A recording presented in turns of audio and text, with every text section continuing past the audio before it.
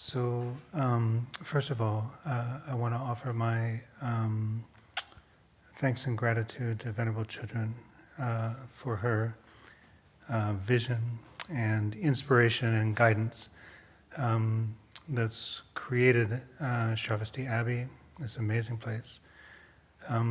As some of you know, some of you were here, I first came 12 years ago.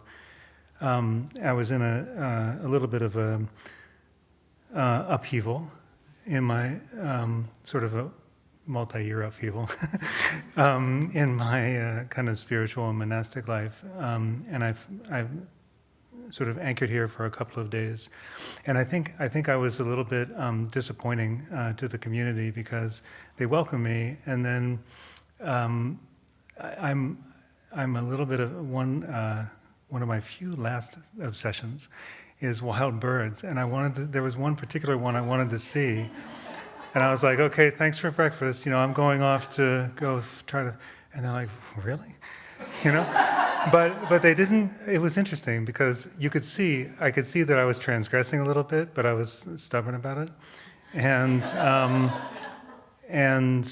so I feel like I see in retrospect that I made an error, that I didn't kind of fold into what the community was doing, and so I'm sorry for that. But this time, I'll explain a little bit in a moment why I've come this time. Well, why not now? My original impulse to come here is because originally I had hoped to come here on my 30th anniversary of being in robes, which is July 31st. And circumstances didn't quite allow for that. I'm sort of on holiday time from a job that I have that I'll also talk about in a moment. And there's an event I wanted to go to, but I very much wanted to be with monastic community. And where I live, there are monastics, and we can go to lunch at the one local cafe there is, like we do sometimes. But I had, over the past 12 years, I've watched from afar Sravasti Abbey grow and seemingly flourish, and I wanted to see what that was like. I wanted to spend time with what appeared to me to be the most mature and cohesive, perhaps almost the only monastic community of its kind in North America. And I have to say that I haven't been disappointed is completely inadequate to my experience so far. It's amazing to see what's happened here. And I almost don't know where to begin. My monastic life has been a very winding road with a couple of serious speed bumps. And in 30 years, I've been in a monastic community for 2 of those, like a real sort of proper monastery. And that was in India, and I was there as an English teacher for Shedra students. And even there, it was my own practice lineage, and that I don't really have the language, I couldn't do the prayers properly. I felt like an alien, I couldn't really fold into the community. So to come here and to see the work that you've put in to make it, what's the right word? Inspiring and usable for Western practitioners. All of the English translation that's been done beautifully, the versification, the rhythm of it, the chants that you've created.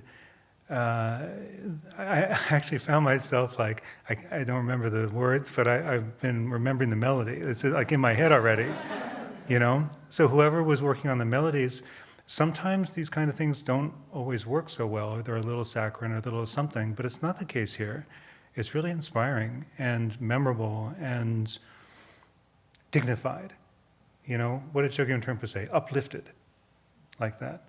And from what I can tell from 2 whole days here, is that there's a cohesion to the community. There's a vibrancy, there's an energy, there's a purpose, there's virtue, purity,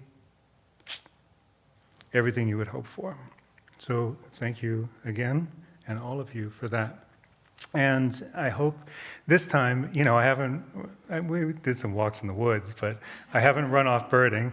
And I've tried my best to kind of fold into what was happening here. And I'm not of this lineage, and I'm not familiar with your traditions, but I've tried. And I hope, if there's anything I've done that's been unusually embarrassing or offensive, that hasn't been my intention, so forgive me.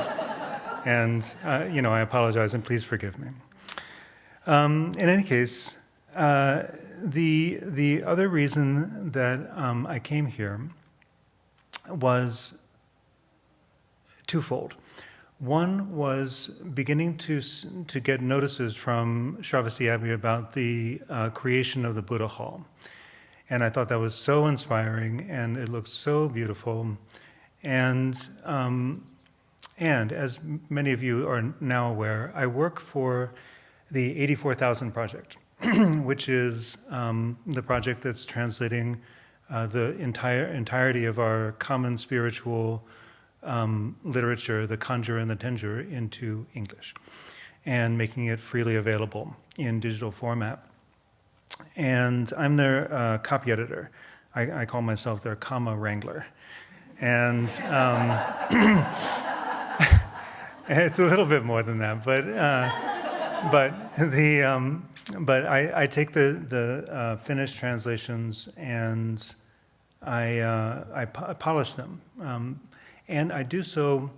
I was just talking with Venerable Lamsel about this just before I came up here. There's this tension between making something satisfying to scholars and making something practically meaningful and readable. I'm the one who fights on that side. And generally speaking, we're moving along that way. So this is a very big concern of mine, and I've tried to apply it, all the way through. I've been literally reading sutras and tantras nonstop for 8 years, and always fighting for this, reading from the English speaker's point of view. And being here and seeing how everything has been created in English beautifully, and how there's a practical application to the English translation, this kind of firms up my resolve in that way, to make the English elegant and meaningful and practically applicable, something like that. So in that spirit, when I saw that the Buddha Hall was being built, and thinking about how we could possibly interface with that, I had just finished editing the Perfection of Wisdom in 25,000 lines. The Perfection of Wisdom, there are 3 long Perfection of Wisdom sutras. This is the middle one. And I thought, I wonder if the community at Sravasti Abbey would be open to a historic occurrence, when their Buddha Hall is finished, and when Shakyamuni Buddha is there as the centerpiece who gave these teachings from Vulture Peak Mountain, would they be interested in a traditional function of monastics, which is the recitation of some of these sutras for auspiciousness, for purification of obstacles, and like that? And would they be willing to take a big bite and do the 25,000, which is quite a long sutra? And when I started to make initial inquiries, I got a very positive response. We tried to connect with Venerable Children in Singapore, where our executive offices are, but unfortunately she was ill at the time. But through Venerable Damche, we were able to start the ball rolling. And it seems like there's been a general positive response to this, and I'm delighted, because this is what I learned, is that the section of the Kanjur that's the Perfection of Wisdom is 21 volumes. And in cases of very, very serious obstacles or very auspicious occasions, a group of monastics is enjoined to recite the entirety of the whole of it. Now that's a big, that's tens of thousands of pages. And I encountered this twice. Once was a very sad occasion, actually. The first time I heard about this, I lived in Mongolia for several years, and this is quite a segue, but found myself one time in Tulsa, Oklahoma, and somehow these Mongolians who had a son who was in an exchange program in Oklahoma City found out that I and this other monk were in Tulsa, and now that I'm saying it out loud, it's like, how did that ever happen? And but they did, and unfortunately, what had happened was the son was experiencing some pain in his knee, and it turned out to be a cancer, a very serious bone cancer. And he was 17, and much more improbably, there was a very high lama in Tulsa, Oklahoma, visiting, Panchen Ultra Rinpoche. And they came to him, and I think clairvoyantly he knew that it was a little bit of a hopeless situation. The karma had gone too far, and but he recommended to the parents, among several things, he said, please sponsor a group of monastics to chant the entirety of the perfection of wisdom. Like it was a serious thing and needed a serious remedy. On the positive side, recently, I don't know if you all know a nun named Lundrup Chudran, a little bit older. She's very charming, thick Massachusetts accent. She's in Lama Zopa Rinpoche's universe, mandala, let's say. And she was preparing to start a solo three-year retreat in Crestone, Colorado, where I live. And Lama Zopa Rinpoche offered her several pieces of advice, and one of them was, find a lama, find a monk who can recite the entirety of the perfection of wisdom in 8,000 lines in your shrine room before you start. This will set the conditions, this will purify obstacles, this will increase positive qualities, and that kind of thing. So that actually was my kind of, I keyed off that, thinking about, wouldn't it be marvelous if the entirety of the 25,000 was recited in English by Western monastics for whom English is their first language at the Buddha Hall to create the auspicious conditions right at the very beginning. So I'm seeing a lot of nodding, and I'm really happy about that because it's marvelously translated, and so the idea will be when the time comes, it won't be everybody reading it start to finish. That would take a month, but we'll do it kind of Tibetan style, where everybody gets a piece and we all read it at once, and so the entirety is kind of read in the air. And it said, I mean, to be a little bit woo-woo about it, it said to bring non-physical beings who come to hear the Dharma and all of that, and are so pleased, and they come for the perfection of wisdom. And it's so profound. And so I'm very happy that that there's a positive response and we'll be able to do this. Very briefly, I see time is going by and you want to have lunch, but the other component that I'm hoping will be an ongoing intersection between Sravasti Abbey and the 84,000 Project is our work on the Vinaya literature. We're very focused on it right now, and we actually have a committee formed that is just looking at Vinaya, and I can tell you I participate in that. They meet every month.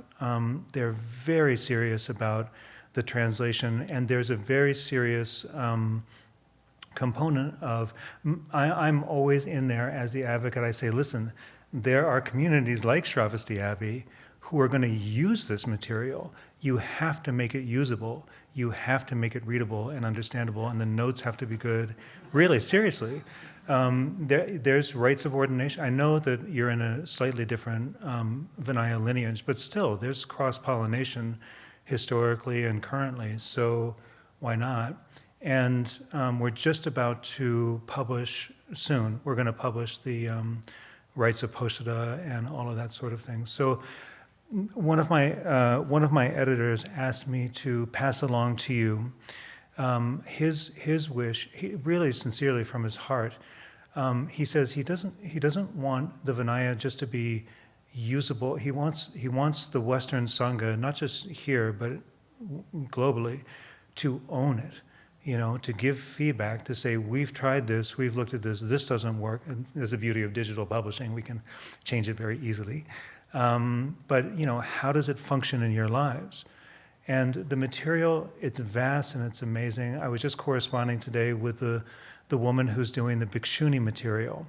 And she's a marvelous translator, and that's going to be coming out, let's say, in the next couple of years. Both the Bhikshuni's vows and then the big text that's the commentary on all the Bhikshuni precepts. So all of the backstories, all of the everything about it. So you'll be able to read that in your language, and we have to, as Western, we have to know our tradition in our language, right? So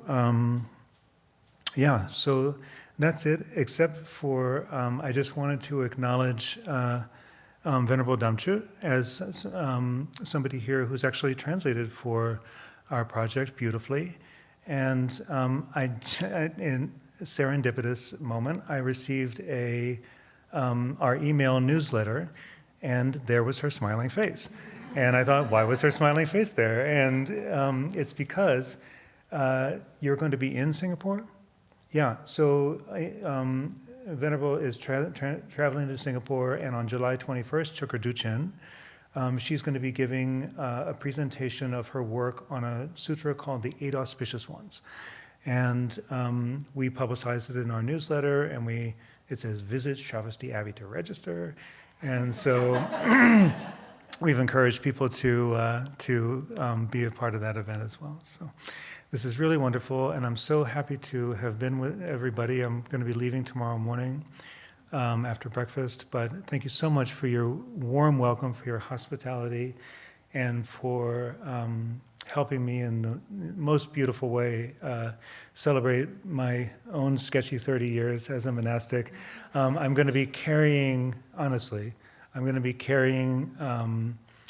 quite a bit of what I experienced here with all of you back with me to Crestone, and I really appreciate it. Thank you so much.